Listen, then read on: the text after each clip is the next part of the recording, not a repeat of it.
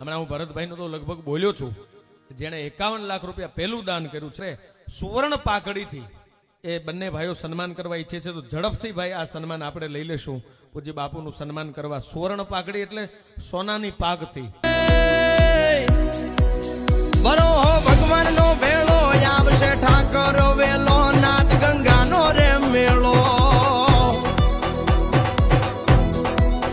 બરો ભગવાનનો ભેળો આવશે ઠાકર વેલો નાથ ગંગાનો રે મેળો. નેહડે આનંદ છે ગેલો આવશે ગોકુળમાં ગોપાલ, આવશે ગોકુળમાં ગોપાલ, આવશે ગોકુળમાં ગોપાલ.